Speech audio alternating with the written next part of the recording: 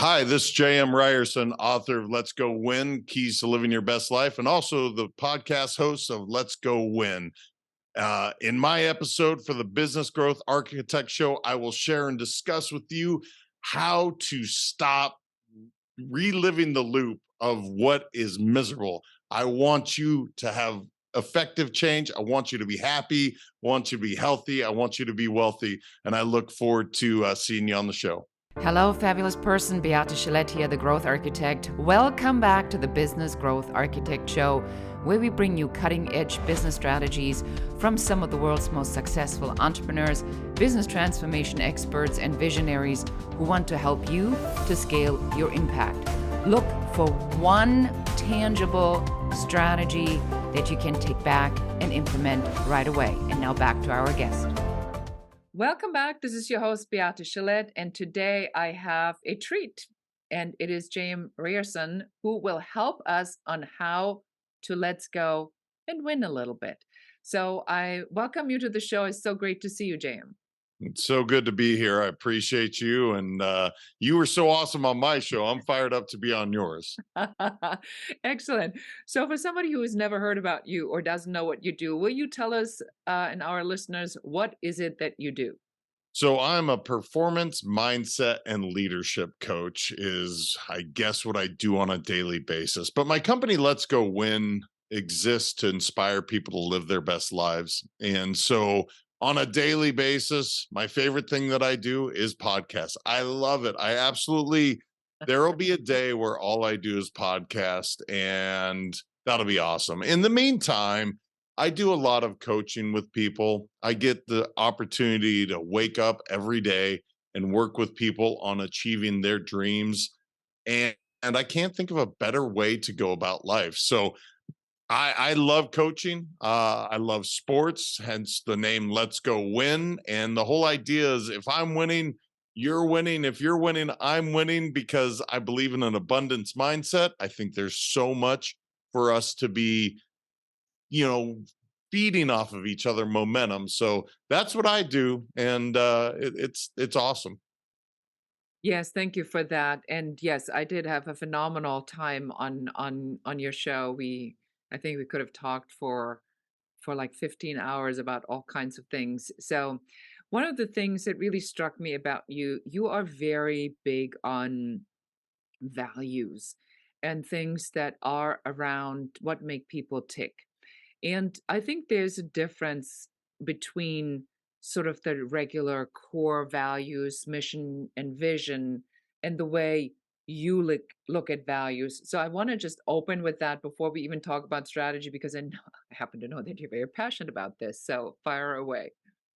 So I learned the hard way, as a lot of us do, that you get in this room and you start putting all these culture values, and this is who we are, and this is what we represent, and then we come up with some really cool looking mission statement. And then you ask somebody on your team, hey, what is our mission statement? What do we stand for? And you get 1,000 different answers from 1,000 different people. And it's like, wait a minute, we didn't really accomplish what we set out to do, which is to really say, this is who we are, this is how we show up, and this is what we represent. And so for me, cultural values is exactly who you are. And the better you define that, the more success you have in growing your business, in recruiting, in sales, in clients. Because when people know exactly what you stand for, they're like, oh, I'm like that too. This is what I'm attracted to. Or this is not for me. I don't want anything to do with you. And so I am passionate about it because I've done it wrong, and it was really the hard way to go about it. And then the moment I figured out, you know what? Let's limit it. Then everyone can start to remember it. And now you can tell that story so much easier than if it's this long paragraph of stuff. No, let's just say who we are, and then people will be like, oh, I can get behind that. No question for you on that, because ever since I've talked to you for the first time and heard about this, I think there's so many different elements that go into this. I think sometimes the executive leadership team, and no matter how big it is, it might be you as a single CEO, you're trying to be too smart. Mm. And then you go and you come up with this super complicated thing, and we delivering world class, global, international, outstanding, right? And becomes this complete vomit of just stuff that sounds really good. But then but then when you drill it down and somebody has to understand it in layman terms, there is a discrepancy. Why do you think people do that? I think it's hardwired and conditioned because forever we were taught to wordsmith things. And it starts back when we started in school. Do a 1,000-page essay. By the way, if you wrote a really good essay at 400 words and you were done, you get a C, probably a D, maybe even an F because you only did 400 page or 400 words versus, oh, you did 1,000 words. It's really mediocre, but we're going to go ahead and give you an A because you fulfilled the assignment. When the truth is, concise communication, if you look back in time at some of the most powerful speeches, Winston Churchill was one of the greatest. Martin Luther King Jr., great at it. Abraham Lincoln, one of the shortest speeches, the Gettysburg Address. It's famous still today, and it's really short and concise. Why? Because we can remember it. And so it's interesting how the really amazing orators have learned that concise communication, but that's not what we teach in school. We teach, hey, make it sound really good and you keep filler words in there and it keeps growing and growing and growing. And now we're going to reward you with great job. Well, unfortunately, we have now an 8-second attention span. So that really long paragraph that you just told me, I blanked out like 3 or 4 times and I didn't hear what the whole purpose of what your company is. So we just lose it in that speak. And it all started with how we were taught to write and really speak. Yeah, I mean, when you told me this idea about reduction in values, I thought about a client that I'm working with, and he is in the medical aesthetics. So, it's all about injections and Botox and Juvederm, and he's like one of the top people, certainly one of the top people here in Los Angeles. And we picked one core value, beautiful. That's it. And we did this specifically with a purpose that we wanted it to be so easy to say to the employees, is what you're doing beautiful? Are your actions beautiful? Are you keeping the office beautiful? How do you yourself behave? How do you behave toward others? Is this beautiful, right? Everything has to have just one check against everything. And then when you told me that, you believe in the no more than, I think, three, you said, no more than three values, right? I think that there is something to be said about forcing people to take it down to the essence. So let's say, because we always talk about strategy on this podcast. So if somebody comes and says, well, but all my 20 years of experience and my big vision of where I want to go and my global expansion project and my future exit plan, there's no way I can put all of this in a short format. Do you have any advice for us on how can we cut the fat? So it's beautiful, by the way, that you came up with that beautiful with that doctor. I think it's incredible because it's so multiverse. You can use it so many different ways and you can check in on people's behavior. So, great job as the amazing consultant and who you are. That's amazing. Thank you. Um, so I think of these companies that Nike. When you think of Nike, I think of Just Do It. When you think of Apple, think differently. These are major, major brands that have figured out, yeah, we have all these things going on. But when you say Nike, you think Just Do It, just like that. And every big brand has figured out that we have to simplify in order to really amplify who we are. So you're Mhm. right. I do talk about three cultural values because I was that fool standing on a stage in front of about 1,500 people, talking about rallying them up about our 6 core values. And I got to 4 values down and I went blank. Now, mind you, I'm the guy in the room coming up with these with these core values with my executive team, and I can't remember. Oops. And I was so smart that day. Let me tell you, I added a 7th core value. It's insane.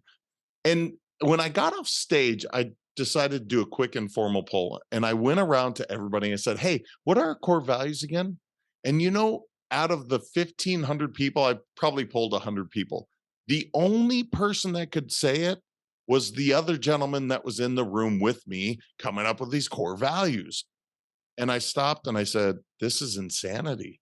We Mhm. have all these values, but no one remembers. So what's the point?" We went back to the drawing board and cut it down to 3. And for that company, they were simple: fun, love, drive. Those were our core values. Did the same speech the next year. I remembered all 3 core values, so that was positive. And then I did the same informal poll, and now 90% of the people knew because we repeated it every single meeting. Fun, love, drive, fun, love, drive. And people finally were like, "Oh, this is what that company stands for."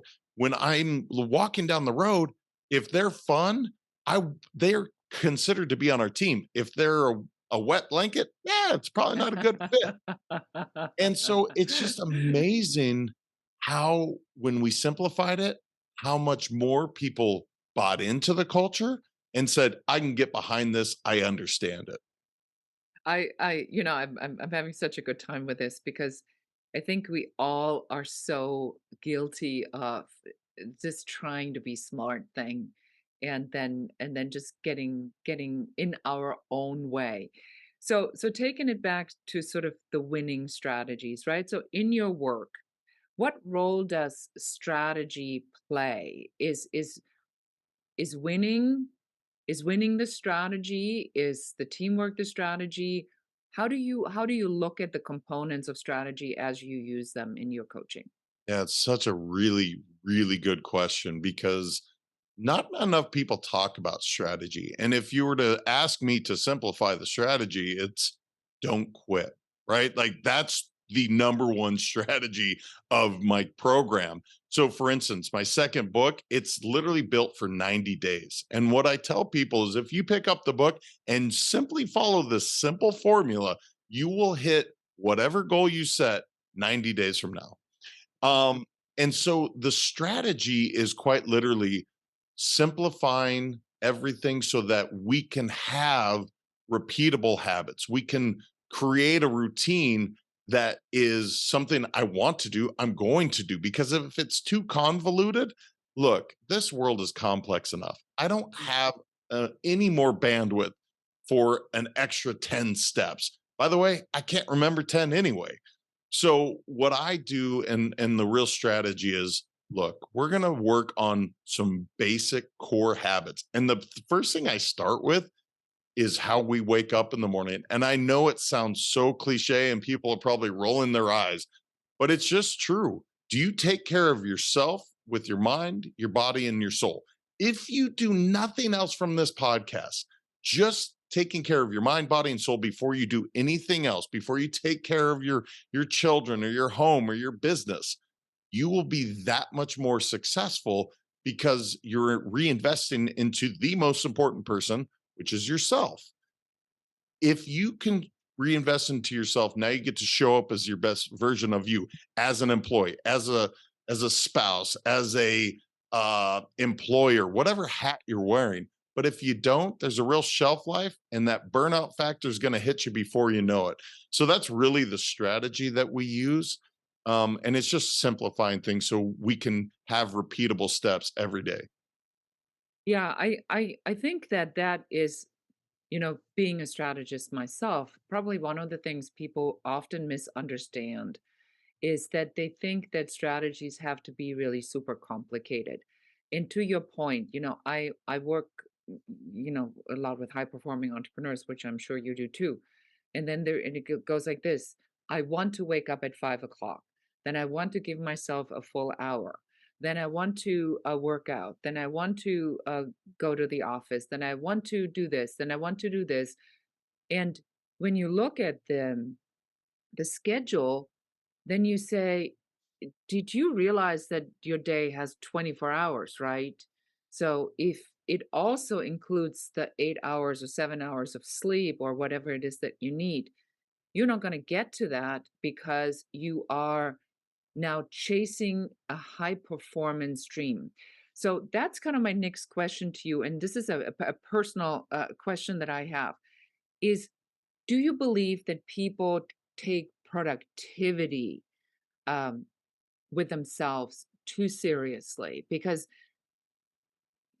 I think there's almost like a trend for people to wanting to be overproductive, where every minute of every day has to be planned out, maximized, optimized with the right food, the right thing, the right this, the supplements, the mindset, the practices. What do you think about this? Yeah, so we are human beings. We are not human doings. We are not human doers. We are literally human beings. And I Mhm. say that, and I know you laugh because it is kind of funny, but It is hilarious when I think about it. It's like, I mean, I have like 10 people in my head that I see already doing this. It's like it must be done to perfection. yeah, it's really insane if you think about it because you're not allowing any grace. You're actually not having a lot of joy, but you're just, I'm going to do it. I'm going to task. Well, guess what? Long term, that doesn't work. And by the way, even when you do all these tasks, you're not really filling your bucket. So, what's the point of it all? Because here's what I figured out going back for a second to core values. I used to have one of my core values, and I'm actually wearing the bracelet because I remind myself what they are: courage, fun, transcend. Well, the problem with transcend is no one understands what the damn word means. I have my own thought, right? And I was like, JM, you're complicating it. You know what I figured out with all my clients? They want to be happy, they want to be healthy, and they want to be wealthy. And I'm not necessarily speaking in monetary terms. I'm talking wealth in relationships, I'm talking wealth in health, and actually really simple. But all these tasks that we're doing is to accomplish being happy, being healthy, and being wealthy. Well, if this task doesn't accomplish doing those things, maybe you should stop or simplify it. So, for instance, I was a college athlete. I would work out 2 to 4 hours a day. I don't have that time. Does that mean I shouldn't work out anymore? No, I should. It just means I modify. I change. I get my body, and my new goal is just to sweat every single day. Is that as awesome a workout as it used to be? Maybe not. But guess what? I'm still being active and I'm happy and able to do all these things that I want to do because I've modified it. So just because it doesn't look the same as it did a year ago, 10 years ago, that's okay. So give yourself that grace to really just be a human being and enjoy the ride. I love that. And let's talk a little bit more about how to modify and simplify right after this message. Thank you so much for listening to the show. This is Beate, the growth architect. I'm so excited that you're here. Thank you so much for your time. Have you ever wondered why your business is not growing as quickly as you would like it to be? Well, you may have a business growth blocker. And if you'd like to find out what that business growth blocker is, go and take our brand new quiz at growthblockerquiz.com. And in only a few minutes, you're not just going to find out what that blocker is, but also what to do about it. Again, go to growthblockerquiz.com. And now back to the show. GM, you were just talking about how to modify and simplify. And I think, I don't want to say it because it always sounds so trite, but the older I get, the more I really recognize is that the simplification is a great strategy for us in life.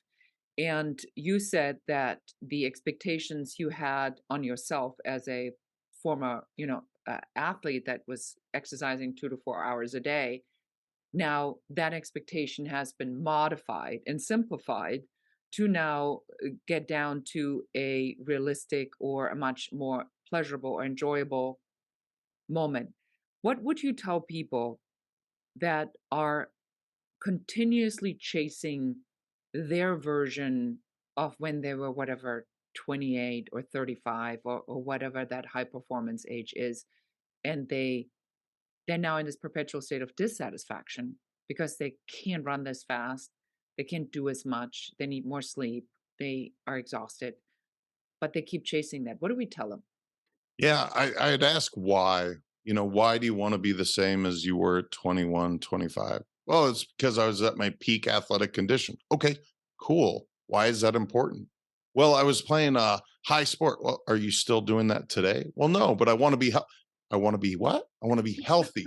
Oh, cool. So your goals have shifted. You're no longer a competitive athlete. And even if you are, you still now you have kids and a home and you have so much more than you had at 21 or 25. It's just allowing yourself a little grace to say, look, I'm not saying don't be a high performer, do it. However, let's understand why we're doing it. At that age that we were doing these things, there was a why. I wanted to impress girls with my shirt off. Fantastic. Do you still need to do that? Okay, yes, no, whatever the answer is. And so when you get that question of why am I doing it, then it gets some real clarity around, huh, I was doing it because my ego says I looked that way back then. And now I want to look that way at 50. Well, guess what? The body has shifted a little bit. Maybe you just want to be healthy. For instance, here's a good one for me. I used to power lift and I was really into heavy weights. And that was important to me at the time because at that age, I thought lifting heavy weights was really cool and fun because I could do it. You know what I want to do now at 44? I want to be limber. I want to just really be flexible and active and be out with my kids. So my goals have shifted, and I just need to give myself the grace and understanding that my goals are different. Therefore, my workouts are different. Therefore, whatever is modified to fit my current lifestyle and really what I want. Yes, I think there's a lot to be said about that. It is this perpetual dissatisfaction chasing an unachievable dream that is really a moment in time. I see this a lot with entrepreneurs, especially on the high performance route, is that the expectation that they need to perform and continue perform at that level Mhm. their entire lives, and the toll that it takes on them physically, emotionally, in their relationships is just absolutely crazy. So, what's a strategy that you help people with that come to you in this state of saying, I got to get to be happier, healthier. I want to have a little bit more fun. I still want to be successful. I want to create wealth. What do we tell them? It's like so much. How do we simplify this? Yeah, it is. It is so much. And so I talk about the core three. You'll notice three shows up a lot in my world because it's just that's how our brains are wired to remember. And so let's say, all right, what are you really unhappy with currently today? And they say, and I say, okay, cool. What would make your world a better place? If I did X, okay, cool. And then we figure out what that's one of their core things because they're really unhappy in that area, whether it be a relationship, their health, their business. That's a core thing that and a core tenet that we're going to focus on a daily basis. In fact, when we wake up out of bed, we may start to really talk about our intention for the day, making sure that we are intentional about taking care of this said relationship. But it's interesting if how we get in these patterns of continuous negative cycle because I'm not happy and I'm not there and I'm not happy. And you see this and it's like, wait a minute, are you clear on your intention of what you're trying to do? Well, I'm doing this so I get happy. Okay, cool. Did you tell yourself I'm intentionally doing this to do X? Well, no. Well, how does your body, how does your mind, how can it follow suit if you haven't been very clear? It's like starting a meeting without saying, the purpose and intent of this meeting is Mhm. X. Mhm. Well, we could be talking about something and you have no idea why we're talking about it. You have to be clear. Our minds and our bodies are listening as well. So, really stating that intent sets the whole thing up. And now you start to shift your behavior and pattern. Oh, it's not that, I have to change everything. I just have to upgrade a couple things that I'm doing. If it's a health thing, maybe instead of the fried food, I'm having a salad for that day. It's a small upgrade, but it's an upgrade. I think that there, I want to take this to our listeners and go just a step deeper. I think that one of the things that you and I see is, when people are chasing this illusion of their former selves, and aging is not for the faint of heart. I mean, physically, oftentimes mentally, there are just things that are perpetually lost that you'll never regain. So if we are following your advice, right, and we say, okay, what is at the core of what I really want? Then what is shifting in my head? What's that new thing that's coming through? Would you mind sharing a little bit more about that? Because I think if we help our audience to see that while one thing may not be there anymore, but there's another thing that emerges, but what is that thing that's coming up? Well, that's what's amazing with age is wisdom comes with it, right? You've experienced the world differently than you did. You're the same soul, right? Like you were the same 5-year-old that you're at 45, but the outward body has shifted a lot. What else has shifted? Your experience. So Mm. you have so much to offer if you look at it that way. And it is interesting as I meet people that are like, "Oh, I'm turning 50." And I'm like, "Congratulations, that's amazing." Others What don't a have what the a privilege. Yeah, I mean, really, that's amazing because how much you have of experience, at least 6 years on me, that you've seen 6 more years of this world that I've never seen. I think that's fascinating. And so it's really just changing the perception of I'm losing something. Are you? Or are you actually gaining something else along the way? And what else is so interesting about it is it really is a mindset because they've shown now with neuroplasticity, our brains continue to grow and shift and change until the day we die, as long as we continue to use it. But so often you see people once they retire, now I'm not going to use my brain. I'm just going to stop. And I'm like, please don't do that because the you see what happens Mhm. is once their brain function starts to go down, now they start to wither. So it's really fascinating if we just shift our perception for a moment and say, what am I gaining? How can I continue to grow today? Whether it's physically or mentally or spiritually, how am I growing and getting better? Because yesterday was an experience that I can take into today, and today is an experience I can take into tomorrow. And as that compounds, you have so much to offer the world. So that's how I've always looked at it. And that's how I coach my clients is look, that experience is invaluable. It's amazing. Let's share it. Let's receive the gift that we have. And so it's just literally shifting your mindset on it. Mm. Yeah, I mean, what you're alluding to is really a transformation piece, and or at least that's what I'm hearing. And as somebody who is over 50, I think what happens in this moment is that there is, when you hit the 50, there's this moment of irrevocably having lost something that you can't get back, right? Because now there's a five in front of the number. Like this, the number starts with a five. And for us, I think mentally it's like a midlife mark, even though it's really technically for most people not the midlife mark. It's past the midlife mark, but that's kind of what we like to think. And then you look and you say, huh, what happens at that point? Who makes it, who is still relevant?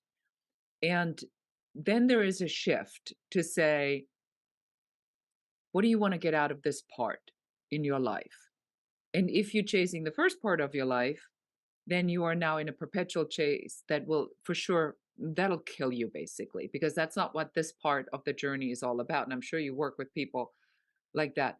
What do you think this part of the journey then becomes? So it's about the wisdom, it's about shortcuts, it's about simplification, fun, it's about the rewards of your labor.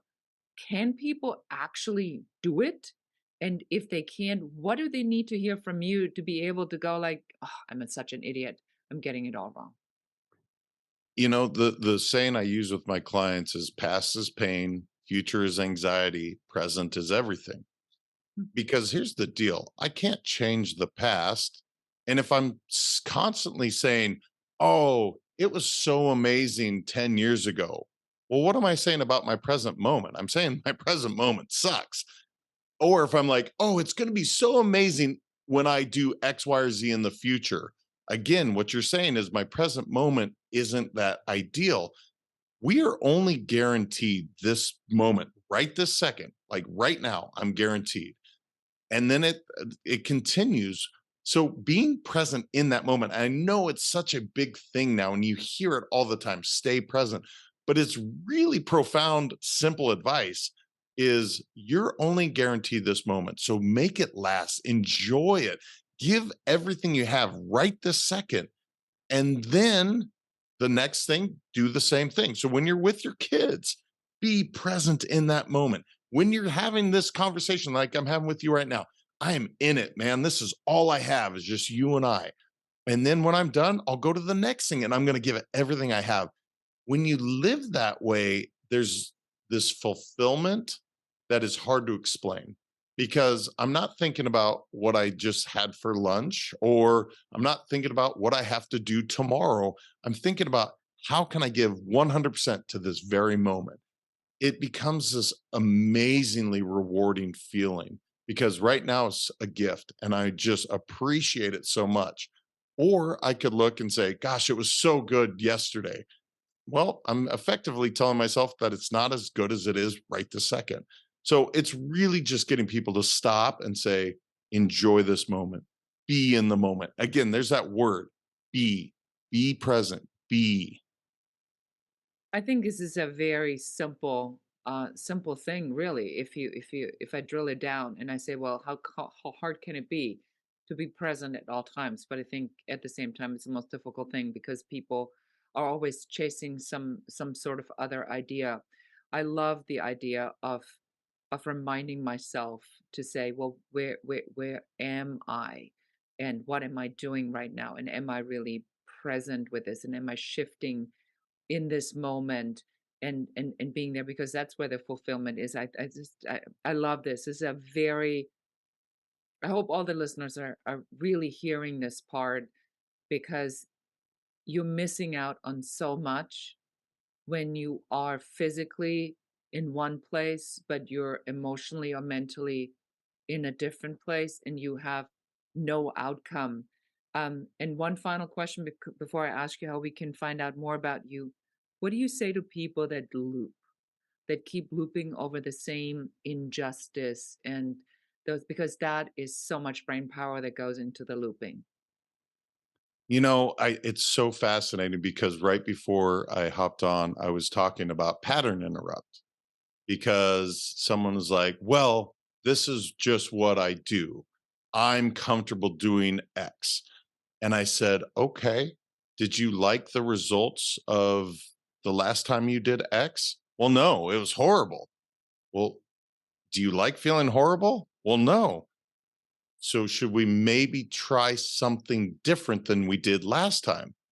Well, yeah. Okay. It's really not complicated if you think about it, but it's so funny how at some point we were taught, well, this is what I know, so I'm just This going to is do who it. I am. This is what I do. Take it or leave it. Yeah, and it's like and I ask people all the time, "Well, did you like the result?" "Well, no." "So, should we try something different?" "Yes." "Okay, cool. I'm totally in. I can work with that." But if you just want to be the victim, if that's what you're setting up, like, "I'm gonna be the victim. I'm damn it, high or hell water, I am going to do it this way, and I'm gonna be miserable." "Okay, cool. Thanks for coming. I can't help you." But if you're really willing to put yourself out there and say, you know what, I want more. I want to be happy. I want to do something different. Okay, now we can work with that. And so it does start with that mindset shift is like, do you want to feel good? Yes. Okay, cool. You didn't feel good last time. Let's try something new. I think this is a phenomenal spot to stop the interview because this is exactly it's a fantastic takeaway to say if you're doing it and it doesn't feel good, what do you think is the logical?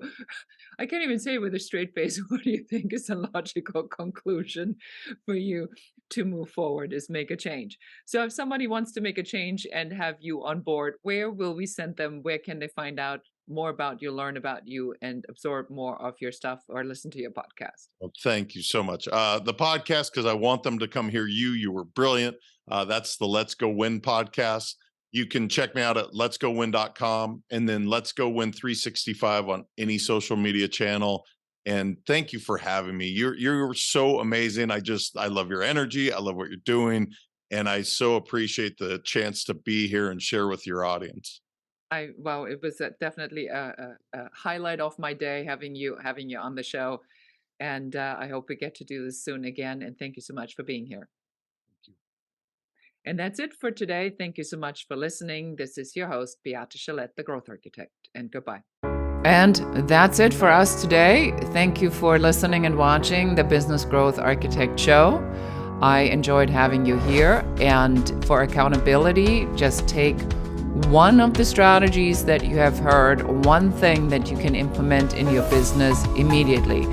Please leave comments. Don't forget to like and share this show. And if you have any questions about business, please put them in the comments. We are here for you. We're here to support you and help you to grow, build, and scale your own business. For more advice, please check out our website in the show notes below. Thank you again. This is Beate Chelette, the Growth Architect, and goodbye.